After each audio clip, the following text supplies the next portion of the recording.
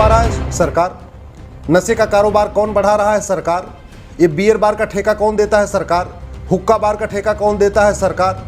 Disco bar का ठेका कौन देता है? सरकार। और फिर कहते हैं भारत की संस्कृति में बचानी है, सनातन धर्म बचाना है।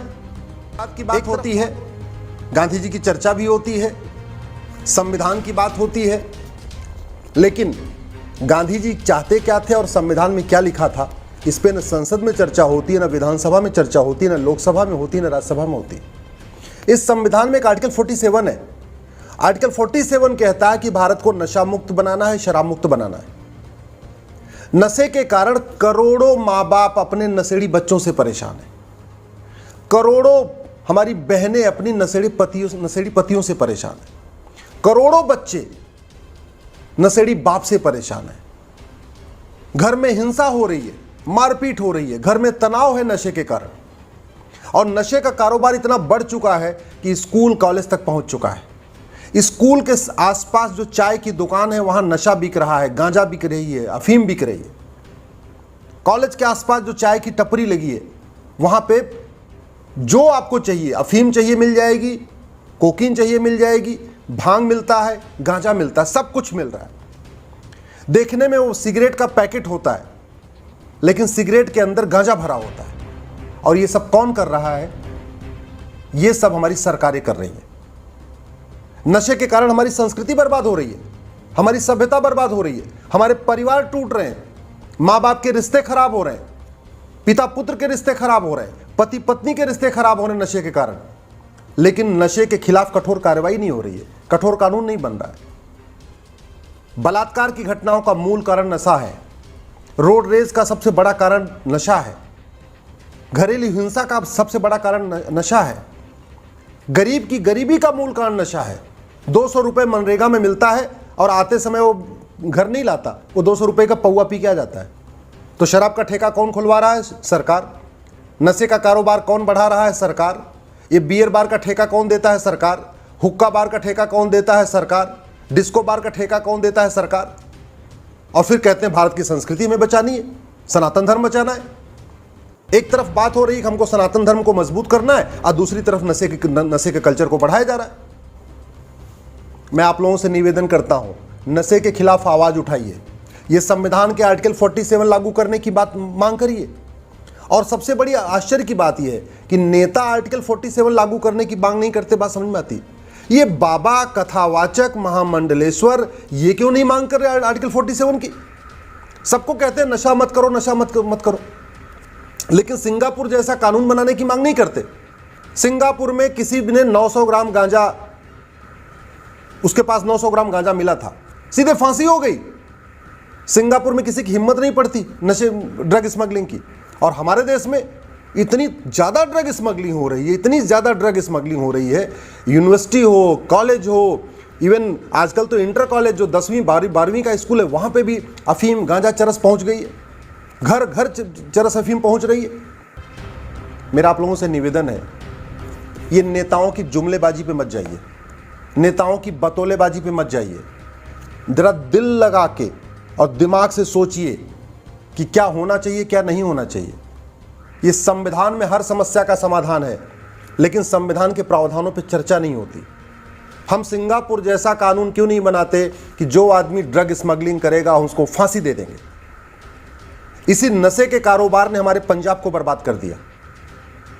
आज पंजाब में धड़ल्ले से धर्मांतरण हो रहा है। जानते हैं आप, ये मिशनरियां पहले ड्रग की आदत देती हैं, पहले फ्री में नशा बांटती हैं, जब आदमी ड्रग एडिक्ट हो जाता है फिर उसको कन्वर्ट करा देती हैं। पूरा नॉर्थ ईस्ट हमारा कन्वर्ट हो चुका है। नागालैंड, मणिपुर, मिजोरम, मेघालय सारा कन्वर्ट हो गया है। उसमें बहुत बड़ा कारण नशे का था। मध्य प्रदेश के बहुत बड़े एरिया में नशे का कारोबार फैल चुका है। राजस्थान के बहुत बड़े एरिया में नशे का कारोबार फैल चुका है। दिल्ली एनसीआर का तो कहना ही नहीं। जब नशा बढ़ता है तो अश्लीलता बढ़ती है, नशा बढ़ता है तो बलात्कार बढ़ता है, नशा बढ़ता है तो हिंसा बढ़ती है, नशा बढ़ता है तो भारत की संस्कृति खत्म होती है। नशे के कारण हमारी सभ्यता खत्म हो रही है, हमारे तीज त्योहार खत्म होते जा रहे हैं। नशे के कारण हमारी जो पुरानी संस्कृति रही है, हमारे जीवन शैली की जो जीवन जीने की आदत है वो खत्म होती जा रही है। एक तरफ हम योग का प्रचार कर रहे हैं, दूसरी तरफ हम हुक्का बार खुलवा रहे हैं। एक तरफ हम कह रहे हैं सबसे योग करो और दूसरी तरफ हम बियर बार का लाइसेंस दे रहे हैं। सरकार का एक डिपार्टमेंट बियर बार खुलवाता है, हुक्का बार खुलवाता है, डिस्को बार खुलवाता है, और दूसरा डिपार्टमेंट ऐड देता है नशे से सावधान रहो, नशे से बचो। ये दोहरा मापदंड नहीं चलेगा। मैं आपसे निवेदन करता हूं, आप अगर चाहते हैं वास्तव में सनातन संस्कृति मजबूत हो तो नशे के खिलाफ आवाज उठाइए।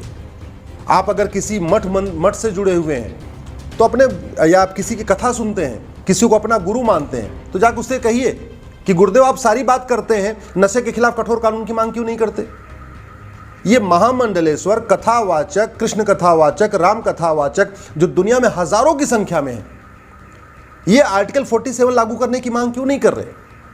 ये जो समाजवाद की बात करने वाले, अंबेडकरवाद की बात करने, गांधीवाद की बात करने वाले, राष्ट्रवाद की बात करने वाले, दुनिया भर की बातें करने वाले, ये आर्टिकल 47 लागू करने की मांग क्यों नहीं करते। ये सांसद और विधायक जो दुनिया भर का पाखंड करते हैं सुबह से लेकर शाम तक, ये आर्टिकल 47 लागू करने की मांग क्यों नहीं करते।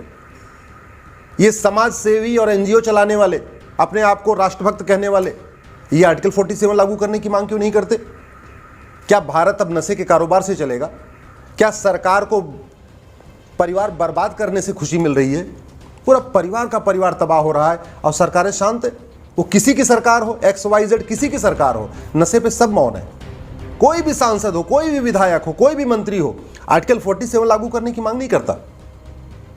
मैं आप लोगों से हाथ जोड़ के निवेदन करता हूं, ये सुबह से लेकर शाम तक हिंदू, मुसलमान, शमशान, कब्रिस्तान, सनातन, इसकी चर्चा करिए, लेकिन कभी जरा अपने घर की चिंता करिए, अपने परिवार की चिंता करिए।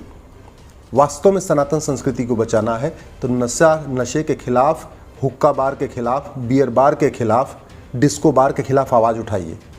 वास्तव में सनातन की चिंता है, भारत की चिंता है, भारत की संस्कृति की चिंता है, भारतीय परंपरा की चिंता है, तो आर्टिकल 47 लागू करने की मांग करिए। ये आर्टिकल 47 संविधान में लाने के लिए बाबा साहब अम्बेडकर ने बहुत अच्छी बहस किया था। बाबा साहब अम्बेडकर चाहते थे भारत नशा मुक्त, शराब मुक्त हो। गांधी जी चाहते थे नशा मुक्त, शराब मुक्त हो। तो वास्तव में अगर आप गांधी जी को मानते हैं, गांधी जयंती मनाना चाहते हैं, तो इस बार 2 अक्टूबर को पूरे देश में नशा मुक्त भारत और शराब मुक्त भारत के लिए गोष्ठी आयोजित करिए। इस बार 2 अक्टूबर को अपने सांसदों से मिलिए, अपने विधायकों से मिलिए, और अकेले अकेले नहीं, 10 आदमी का ग्रुप बना के, 20 आदमी का ग्रुप बना के इस बार 2 अक्टूबर को अपने सांसद को पकड़िए, अपने विधायक को पकड़िए और उससे पूछिए कि ये संविधान का आर्टिकल 47 कब लागू होगा। सामूहिक रूप से 20 लोग, 50 लोग, 100 लोग इकट्ठा होइए, आप हाथ में प्ले कार्ड लेके जाइए, पूछिए आर्टिकल 47 कब लागू होगा, भारत नशा मुक्त कब होगा, भारत शराब मुक्त कब होगा, ड्रग स्मगलिंग कब खत्म होगी, ये जो हुक्का बार चल रहा है, बियर बार चल रहा है, डिस्को बार चल रहा है, ये कब बंद होगा। सच्चाई तो ये है, आग लगाने वाले वही हैं जो पानी लेके दौड़ते हैं। ये नेता लोग पैसा लेके, रात को पैसा लेके हुक्का बार खुलवाते हैं, डिस्को बार खुलवाते हैं, बियर बार खुलवाते हैं, और दिन में समाजवाद की बात करते हैं, अंबेडकरवाद की बात करते हैं, पेरियारवाद की बात करते हैं, गांधीवाद की बात करते हैं। अब नेताओं को तो समझ में आ रहा है कि हुक्का बार से पैसा मिल रहा है, ये धर्मगुरुओं को क्या मिल रहा है। ये धर्मगुरु क्यों इसलिए बैठे हुए हैं, चुप होकर बैठे हुए। ये अपने आप को समाज सेवी कहने वाले कैसे शांत होकर बैठे हुए हैं। जो नॉन पॉलिटिकल लोग हैं ये क्यों बैठे हैं, क्या इनको भी ड्रग स्मगलर्स पैसा देते हैं। आप सोचना। आपको अगर मेरी बात ठीक लगे, इस वीडियो को कम से कम 10 लोगों को ज़रूर भेजना आप।